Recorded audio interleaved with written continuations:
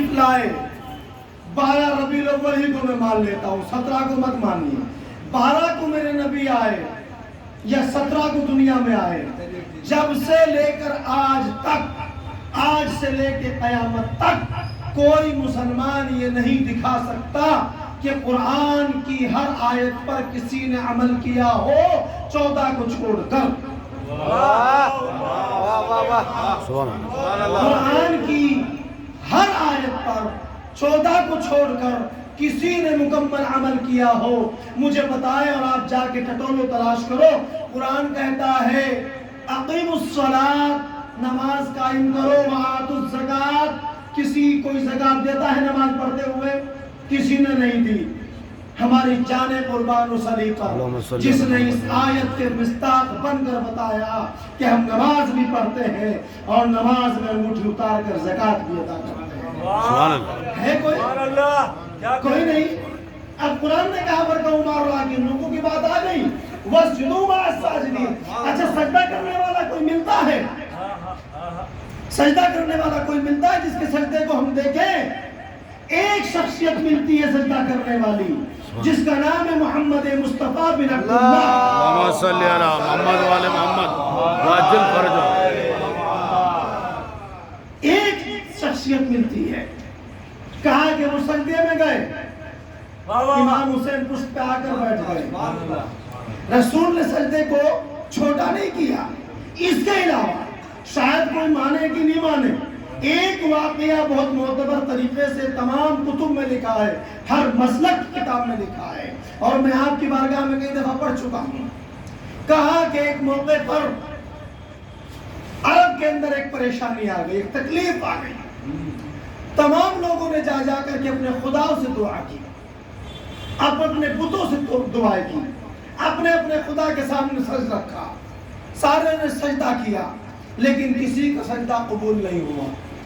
جب سب تنگ آ گئے، سب پریشان ہو گئے، تو سارا عرب اکٹھا ہو کر کے ایک بزرگ کے پاس گیا، ایک بزرگ کے پاس گیا، اور اس بزرگ کے پاس جانے کے بعد اس پورے مکے کے لوگوں نے کہا ہم اپنے اپنے خداؤں کو کہہ کر بتا کر فریاد کر کے ہم تھک گئے ہیں، ہم تھک گئے ہیں، ہم نے بکرے بھی پیش کیے ہیں، ہم نے مرغے بھی پیش کیے ہیں، ہم نے سجدے بھی بہت لمبے لمبے کیے ہیں۔ درود بھیجیں محمد آل محمد، اللہم صلی علی محمد وآل محمد، اور ایک مرتبہ درود بھیجیں، اللہم صلی علی محمد وآل محمد۔ ہم ساری منتیں مان چکے ہیں اپنے خدا سے، لیکن ہمارا خدا سنتا ہی نہیں ہے۔ اے بزرگوار، آپ کوشش کیجئے، آپ اپنے خدا سے کہہ کے دیکھیے۔ یہ ایک پیغام دیا ہے امت مسلمہ کو کہ جو پبلک اکٹھی ہو کر آئی ہے، اس بزرگ کے پاس پبلک کا خدا کوئی اور ہے، بزرگ کا خدا کوئی اور ہے۔ سبحان اللہ، کیا کہہ رہے؟ توجہ ہے، ابھی رسول نے کوئی نبوت کا اعلان نہیں کیا، ابھی رسول نے رسالت کا اعلان نہیں کیا، سمجھ رہے آپ؟ ابھی رسول کا بچپنا ہے، بہت چھوٹے ہیں آپ۔ اب عزیزان محترم، تمام مسلمان اکٹھے ہو کر کے آئے، اور اکٹھا ہونے کے بعد جب وہ ان کے بزرگ کے پاس گئے تو بزرگ نے کہا چلو ٹھیک ہے، ہم بھی خانہ خدا میں چلتے ہیں، ہم بھی چل کر کے اپنے خدا سے گفتگو کرتے ہیں، اپنے خدا سے فریاد کرتے ہیں۔ اب یہ بزرگ چلنے لگے، سب لوگوں کو چلنے کا حکم دیا۔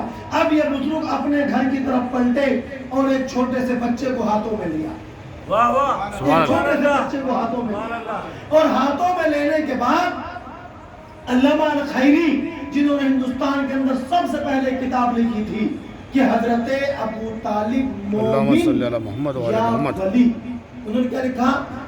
حضرت ابو طالب مومن یا ولی، انہوں نے ٹائٹل دیا کتاب کا۔ اور آج یہ کتاب آپ کے قریب کے یہ مالیگاؤں ہے نا، مالیگاؤں کے بزرگ ہیں، انہوں نے بھی اس کو جو ہے اردو میں ترجمہ کر کے امت کے سامنے پیش کیا ہے۔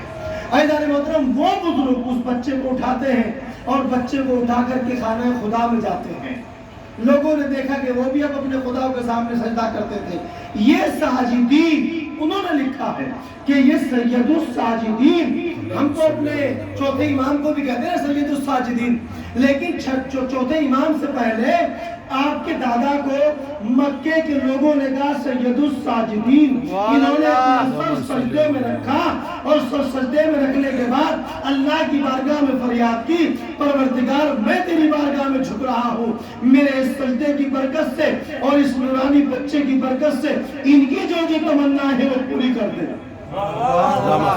صاحب تاریخ نے لکھا، مورخ نے لکھا کہ ابھی یہ سجدے سے سر نہیں اٹھائے تھے، ان کی تمنا پوری ہو گئی۔ اللہم صلی علی محمد و آل محمد۔